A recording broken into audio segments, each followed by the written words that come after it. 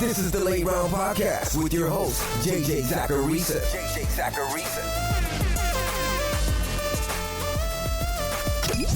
What's up, everyone? It's JJ Zacharisa, and this episode 769 of the Late Round Fantasy Football Podcast, sponsored by FanDuel.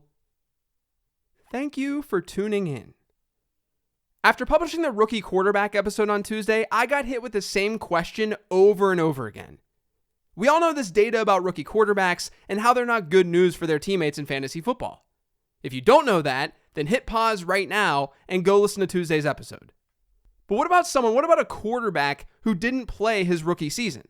What about the rookies who aren't their team's primary starter and then they get the nod in year two? Like a Desmond Ridder this year. So to start today's show, I'll quickly recap what I found when looking into this. I've got a sample of 18 quarterbacks over the last 11 seasons who didn't get run during their rookie year or who weren't their team's top passer and who then went on to be the primary passer in year two. So guys like Lamar Jackson, Patrick Mahomes, Jared Goff, they're all on this list. When looking at how each position in fantasy football performed for those players, the answer is mostly below average. Team running backs ranked about 19th in fantasy points scored from those quarterbacks' teams. That's below average. Wide receiver was 19th as well. Tight end oddly ranked at 15.8. So tight end was actually above average for these year two quarterbacks. Honestly, though, that tight end rank, it kind of tells me that the sample size might be a little bit too small to have any definite takeaways. And we also have to keep in mind that the quality of quarterback can be much, much different when we're looking through this new lens. With the rookie quarterback study, we're mostly looking at higher end players, because if a rookie quarterback is going to get a lot of snaps under center, he's probably someone who was a first round pick, an early first round pick. With these second year guys, you'll run into a situation where they didn't play in year one because they just weren't very good to begin with. And some of these players saw work unintentionally. They weren't their team's starter to begin the year, but they were thrown on the field because of injury or something, because they're backups. That happens a lot less often with a rookie quarterback. So yeah, we have Patrick Mahomes, we have Lamar Jackson, but the vast majority of these quarterbacks were almost unintentional starters. And that skews this type of data. Now, the good news is that when you do the market analysis, there's not much that comes of it. With rookie quarterbacks, the market tends to overinflate the prices of the weapons on that rookie quarterback's team. So if you have a pass catcher on a rookie quarterback's team, he's generally overvalued by ADP.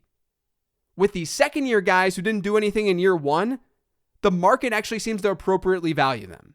They're not values though. They're not necessarily players you should bump up your rankings. They're just not in the same type of situation as the true rookie quarterbacks. So hopefully that clears things up. We do have a mailbag episode today, and we'll get to those questions in just a second. But first, I just want to remind you to check out lateround.com. I've got the late round prospect guide for sale, which can help you with this year's rookie class. And then there's the late round draft guide too.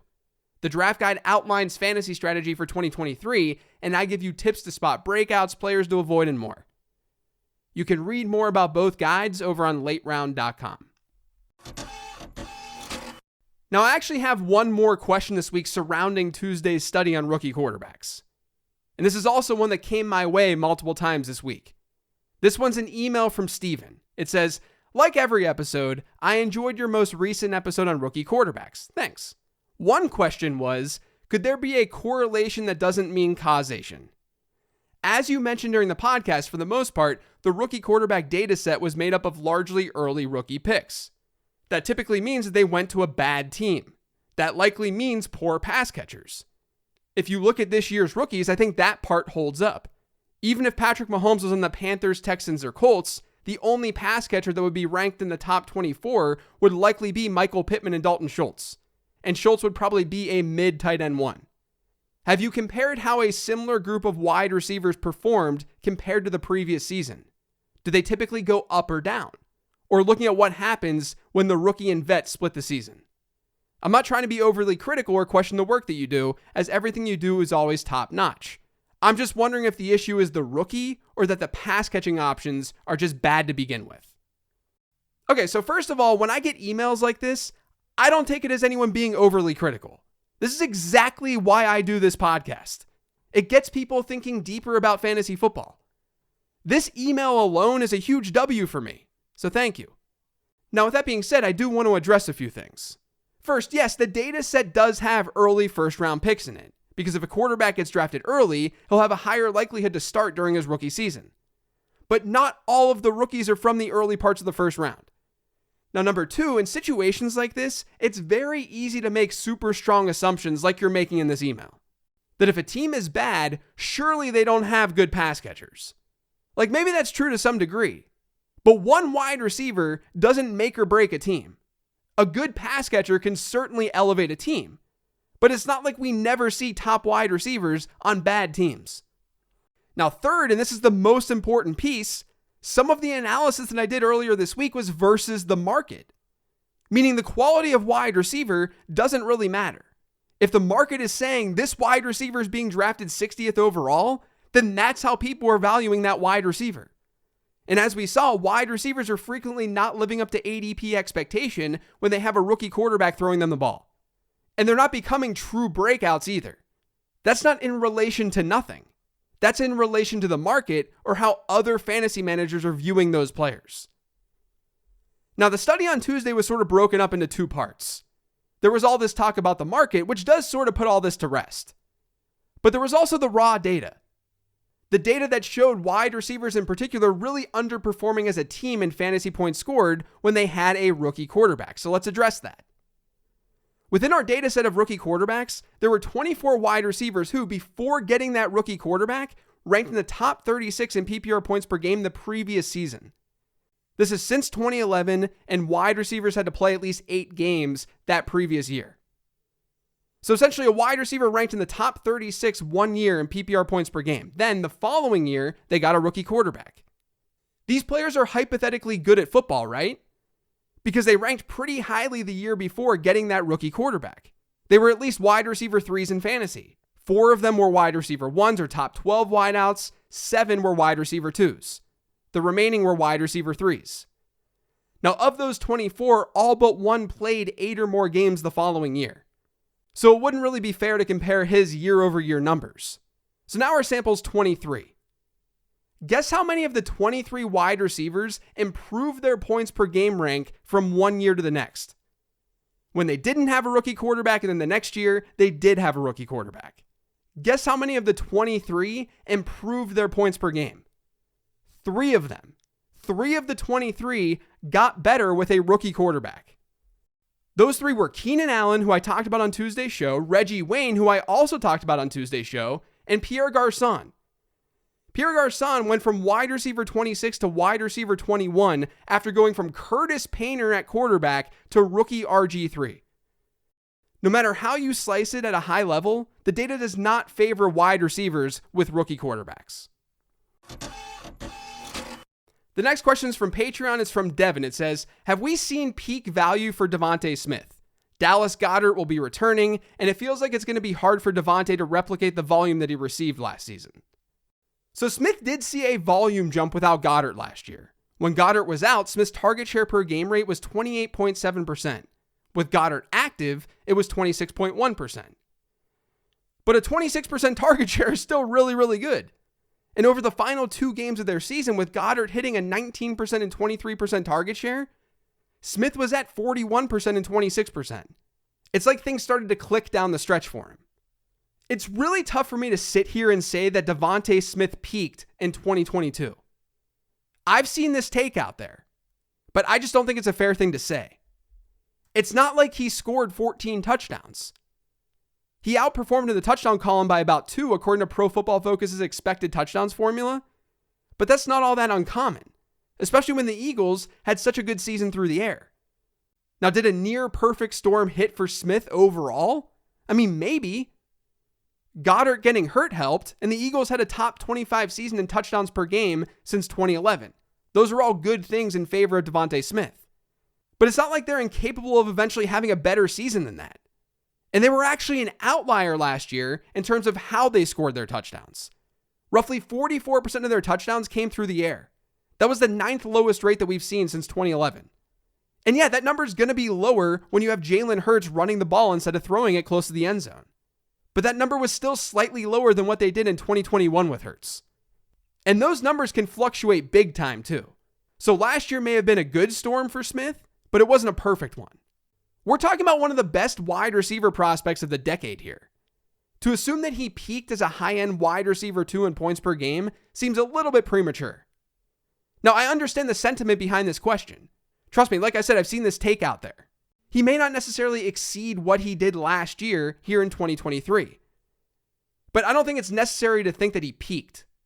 Another great season can definitely boost his value in all fantasy formats. This next question is from Twitter. It's from @Toddzilla1337. It says, I'm curious about your thoughts on Devon Achane's career best potential. Since 2012, running backs less than or equal to 196 pounds, receiving at least 80 opportunities in a season, have a near 40% hit rate in achieving 14 plus PPR fantasy points per game at some point during their career. That was a mouthful. What do you see him achieving? So the analysis that I've done on running back weight shows that there is correlation between weight and fantasy production, even when you adjust for draft capital. So even when you adjust for how good the player is, because oftentimes smaller running backs just aren't as good. And Achane is an outlier from that perspective. He's the first top 100 pick since 2011 who weighed under 190 pounds at running back. He's just the second who was under 195 pounds. I think it's only logical then to approach Achane a little bit differently than other smaller running backs. His production profile was pretty strong too. He had a good receiving profile with a top season reception share over 16%, and his total yards per team play rate during his best season was also above average. Now we've seen other small backs like Donald Pumphrey, Kerwin Williams, Tyler Ervin. Those guys had good production profiles in college. But Achane had by far the best speed score of that group. He has the best size-speed combo that we've seen from these smaller backs. So my stance on Achane is that I do think that the running back weight stuff does matter. But it likely doesn't apply as much to Achane because he's a very unique prospect. It's okay to inject a little subjectivity into your process. Now, if Achane had gone to some random team and not the Dolphins, I probably wouldn't be that excited about him because of all that data, because of everything I just talked about. He's better than most small backs, but he's also going to have a hard time being a 200-touch player. But it's not because of him as a player. All of this running back weight stuff, it isn't about these smaller backs being incapable of carrying a big workload. It's more so based on what coaches generally do. Coaches seem to not want to give smaller running backs big workloads. But Achane fell to a spot where he has a real chance to see a bigger workload than he would anywhere else. Not only is this scheme perfect for what he can do, but Mike McDaniel is from the Kyle Shanahan coaching tree. We've seen smaller backs like Raheem Mostert, Elijah Mitchell thrive in that scheme. And Achane is a better prospect than both of those players. I've said this before on the show, but if there's one coach who might give a smaller back a decent workload, it's probably Mike McDaniel. Achane's a rare case where I'm letting landing spot dictate how I feel about him. But that's because he's a unique prospect. We don't have much data on players like Devon Achane. So for me, I think he's someone who has a shot to be an RB2 in fantasy football. I highly doubt we're going to see RB1 production from him. But he can definitely be an RB2 given his environment. The last question this week is from @FromCutsToBites. It says, do you believe Chris Olave should be drafted ahead of the guys who are the second receiver drafted from their team? So we've seen a handful of teams with multiple wide receivers get drafted in the top 3 rounds through the years. And of those wide receivers, there's no substantial difference in how well they've performed versus ADP expectation. ADP expectation being the number of points that we'd expect them to score given their average draft position. So that quickly tells you that being the number 2 wide receiver on your team by ADP in the very early rounds, it might not matter that much. I wouldn't heavily factor that into this equation. Now, if you look at recent best ball ADP, Olave goes behind Jalen Waddle, who's a team wide receiver too.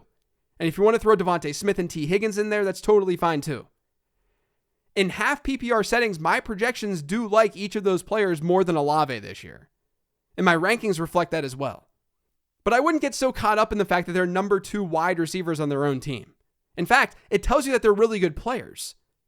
They clearly have a good teammate on their team, and they're still being drafted that high. That shows you that they're talented. And there's some upside with those players individually if something were to happen to that teammate.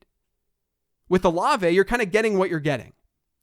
Now, this isn't me saying to fade Chris Olave this year. You all know that I love him as a talent. And second-year players are always worthwhile targets. For this specific question, though, I think the ADPs are justified. It's fine if you want to take a team wide receiver 2 over Chris Olave.